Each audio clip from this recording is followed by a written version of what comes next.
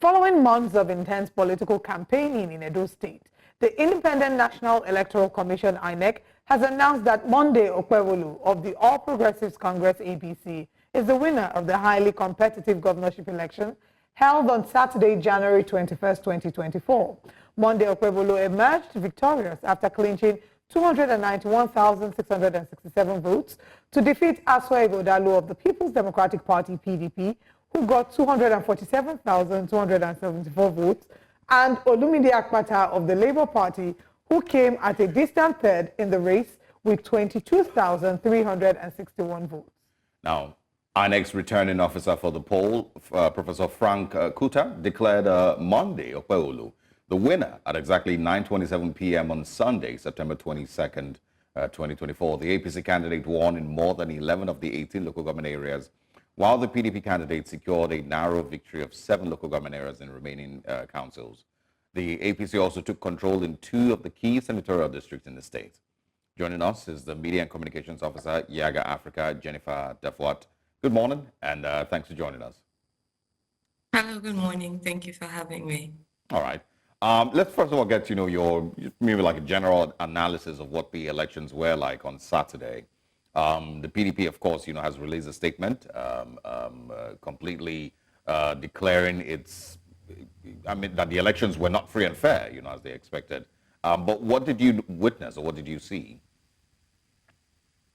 Thank you so much for that question. So prior to the election on Saturday, our measure, or the barometer that we're using to measure the success of the election, was integrity, resilience, integrity and resilience.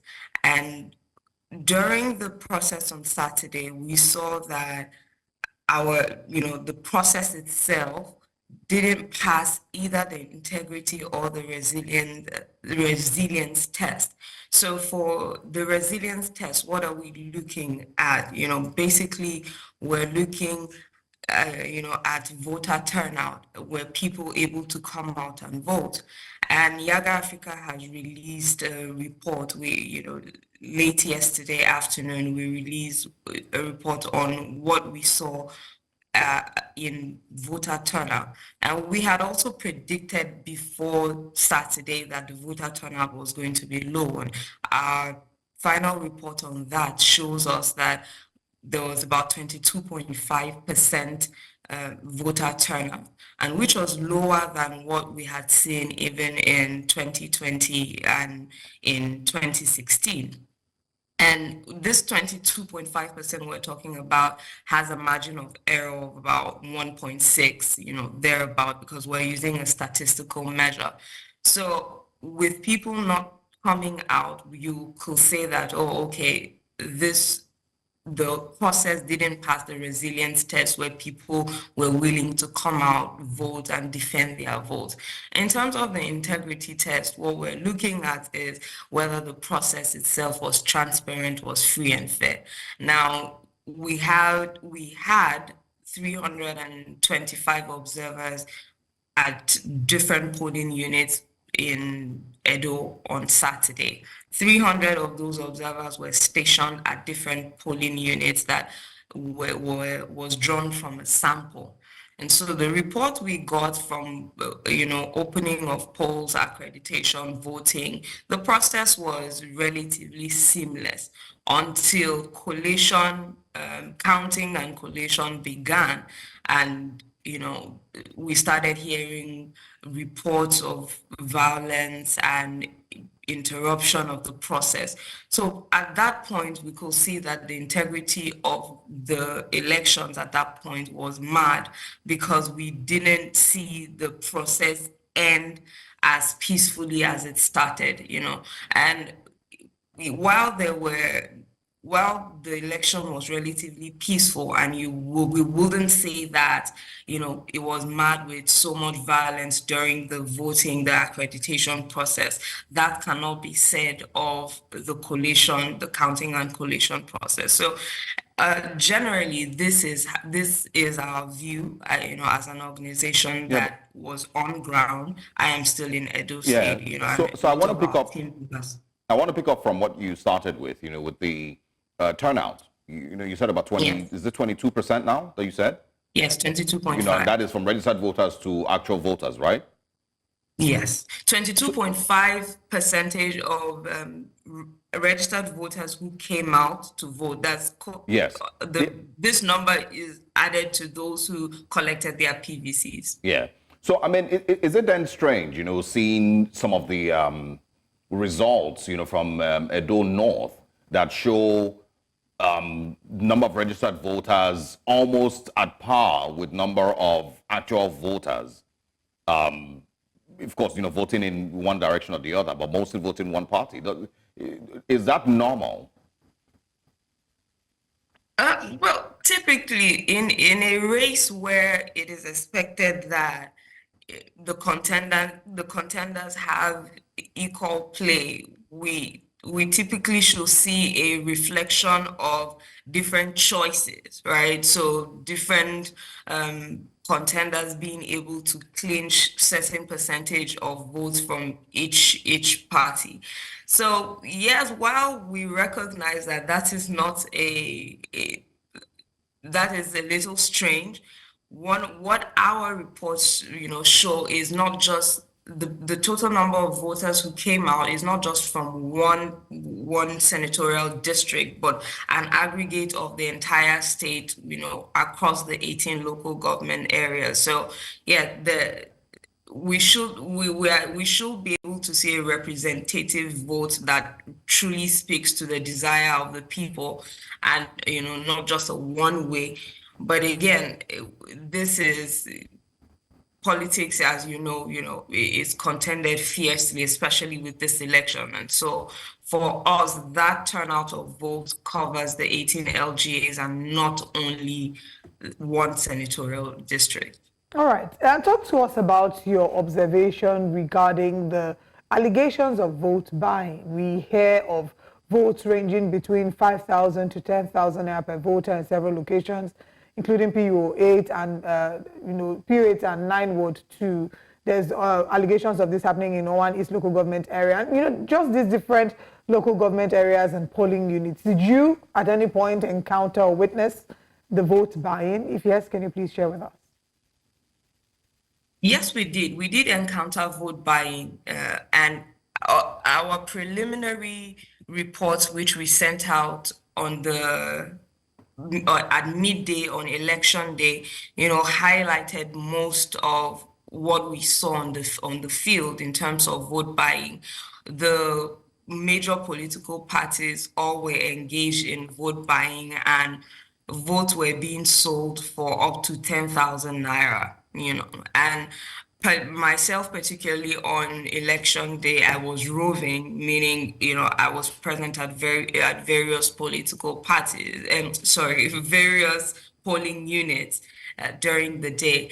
And, it was interesting to brazenly see vote buying occur at, different, in the face of security agents. It was almost like people really didn't care. It was really our votes are going for the highest bidder.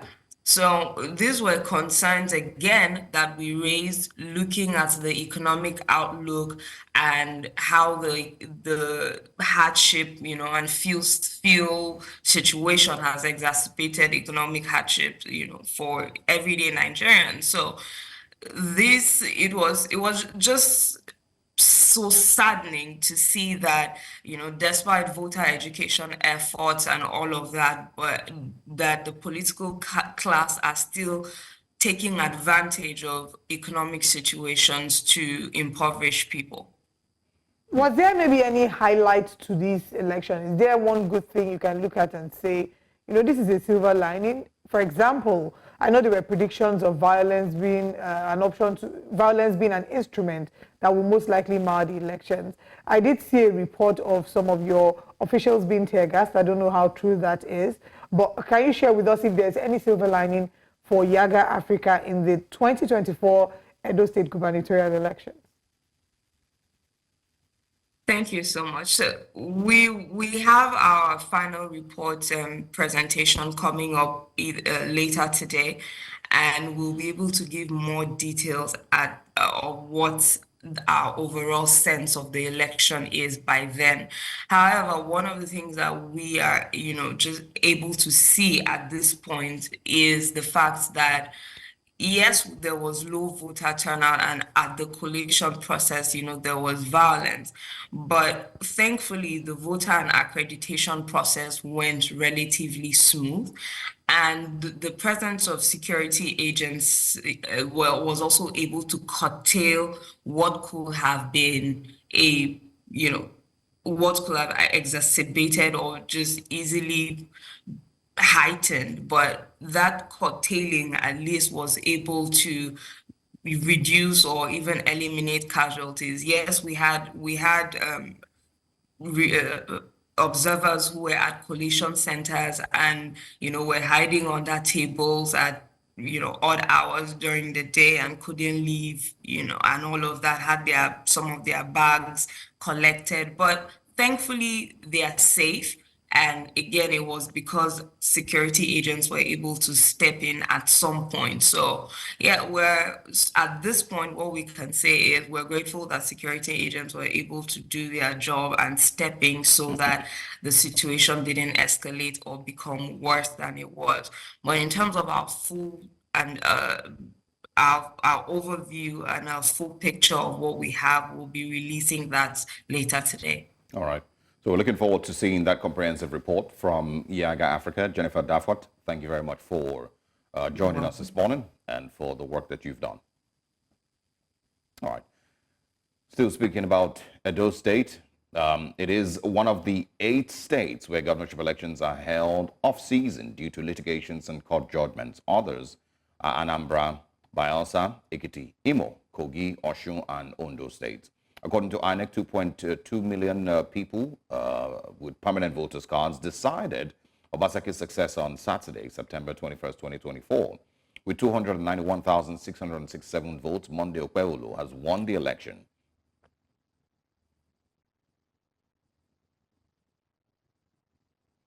And of course, we would continue to x-ray the conversation surrounding, the election and the declaration by INEC. Absolutely. Now, the Edo election has been declared peaceful and transparent by the Imo State Independent Electoral Commission.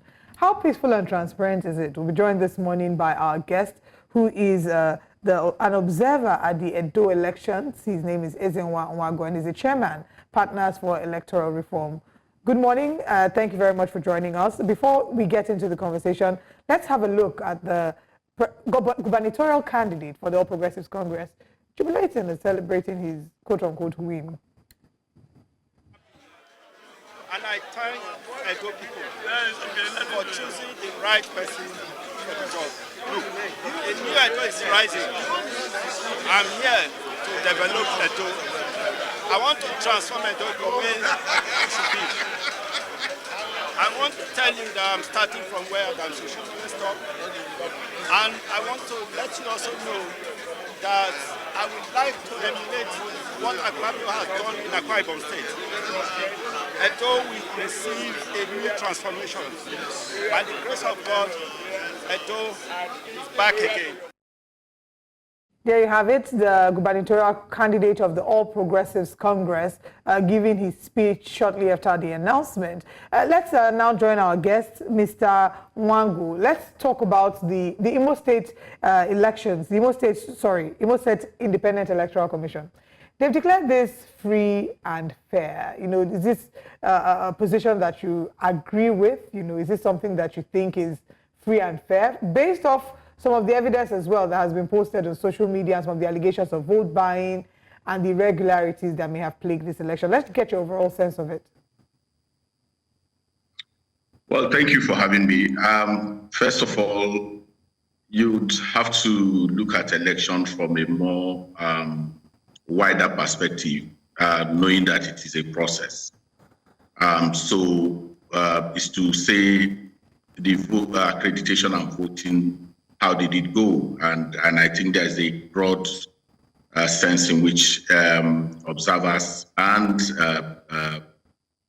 citizens agree that that process had gone on very well. And Yiaga Africa, as you know, had also talked about the beavers and the percentage of places where it was deployed. About in 95% of polling units where the beavers were deployed, it performed optimally. So that's a huge plus. At the polling unit level, results were collated. And the point in which there are challenges is the collation at the local government area. So, and we have always said that collation has been a weak link. I heard you say, quote and unquote, the victory of Monday Okpebholo. I think that it is important that we realize that there is only one institution in Nigeria that has the power to declare results, and that is the Independent National Electoral Commission. And if the commission has said that someone won the election, that is what it is. It is no longer Bhutan. Just to add to that, just to quickly add to that, I mean, yes, the Edo State Electoral Commission has stated theirs, and I hear you when you say it's Independent National Electoral Commission. National Electoral Commission. All right, I'm going to read out there's some concerns that have been raised about the forms, the discrepancies between figures that were announced, the figures that were posted on IREV. For example, it was reported here that APC obtained 25,010 on IREV, while 34,847 votes on Form ECHC, the sheet that was announced by the local government returning officer. There was also an announcement that PDP IREV showed 18,620 votes, while figures announced are 15,865 votes on Form ECHC announced by the returning officer. Now, these are very strong allegations that have been made by the People's Democratic Party, saying that there are some discrepancies between the numbers. They say that they would urge that INEC goes back and revisits these numbers before officially making its announcement. Do you think that, is worth looking into? The results have been announced, and the parties have a process of petitioning. I think that the narrative of the politicians cannot be what we use to gauge the integrity of the electoral process. The PDP IREV you talk about is not available to the public space. The IREV of INEC is available to the public, and we can follow it. And remember that IREV is a viewing center. It is not a collation process. So the collation is done manually. Eventually, whatever you post on IREV, you then come back to, physically look at all those forms. If there are challenges, INEC does the corrections that are necessary in the face of party agents. And eventually, results are announced. Now, whether a party agent agrees with what was done or not, that does not invalidate the results. So what is important, therefore, is that the parties understand, they know the process, they understand it. If you have an issue, you do an evidence petition to INEC to be able to resolve that. That is why you have all this time lag in terms of when results, collation, and all of those things. Now, at the point where we are now, you can then, if you have this party IREV, as you say, and you have your agent reports from all the polling units, that becomes a reason why you have the election petition, you have the tribunals, you have the Court of Appeal. You can take these evidences there. They are democratic processes. They are all part of the electoral process. None of them is outside of the electoral process. So if you have your results mined from the polling units, you can't take them, assemble them now in a way that they can be evidenced. So in the heat of elections, what you find out is that politicians, especially the political class, are very, very much interested in leading the narrative. But what we have continued to advocate is that it has to be evidence-based. It's not just going to be hearsay, because sometimes they deliberately, model up the polity in a way that gives the impression that there are no progress that is being made by the institutions that organize elections. And that for me is very key, that we should continue as a people to inspire confidence. When we went out by 7 a.m. in the morning on Saturday, we saw INEC officials, that is young men and women of the National Youth Service Corps who have been deployed for this election, waiting to be taken to their different, I think is something that is important that we underscore. That yes, polls did not open, early in many of the polling stations as at 8:30 when we talked about. But INEC itself came very strongly and said it will extend the time of voting. So procedurally, you will see that the challenge has not been with, the institutions, the EMB, but the attitude of the political class. And we are not always very quick to put their legs on the fire. We give them the kind of comfort that they don't deserve. We should call them out. You are talking about vote buying. All right. Can you hold on? Who does the vote buying? So, Mr. Wangu, who unleashes the violence? Mr. Wangu, kind of hold on. We need to take a very quick break. When we come back, we would have you get into this conversation on vote buying. Stay with us. Welcome back. We're still speaking with Ezewa Wangu on the Edo State elections, where he was an observer. Mr. Wangu, welcome back. Let's get into a conversation on vote buying, which you were just about to go into before we took a break. Most of the persons who we have spoken with, our correspondents who were on ground, and of course the people that they interviewed, Yiaga Africa also, which we just had one of their personnel speak with us, all say pretty much the same thing, that it was seemingly rampant vote buying during the elections in Edo State. Do you agree with these claims? And, do you feel like this has any impact on credibility of the elections? Absolutely. It diminishes first the quality of citizenship. When people sell their votes, they inspire governance failure. And what is even more worrying is that the first time we saw brazen use of money at the polling unit precincts was in the same Edo State in 2016. And the same allegations of security agents looking the other way or even aiding and abetting vote trading was rife. And the game was upped in this particular election to the point where they are transacting between 5,000 to 10,000. In fact, in some places, it was even much, much higher. And I think that, one, it is a challenge of law enforcement, a huge challenge of law enforcement. Even though you had presence of security men much, much better than it used to be in the past. Security provisioning was much better than what it used to be in the past. But this indecent use of funds to induce voters have persisted. And we need to think through a way of ensuring that the elections are not commodified in the way we see it. And what has happened is that once you don't deal with some of this kind of challenge, it becomes a norm.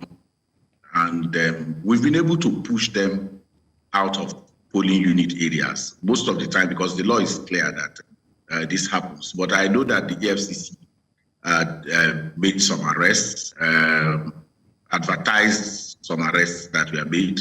But the challenge is that those arrests were also made in Ekiti. They were made in Osun. And the status of the prosecution is still not in the public space. So that has to come out openly. What have you done with those who were arrested previously so that it can be a deterrent? All right. So it's absolutely the issue. It's one of the downsides, the big downsides for this election. And it costs across parties. So it was not, the politicians like to, when they are rigged, they all try to get into dubious advantage. But once one carries the day, everybody now shouts that. So if for vote buying, it was across the parties. Well, there, of course, will be more investigation regarding all of the allegations that have been plaguing this current election. But again, thank you very much for joining us, Mr. Ezewa Wangu. We look forward to having more details with the election as the hour and the days unfold. Thank you very much. Thank you for having me.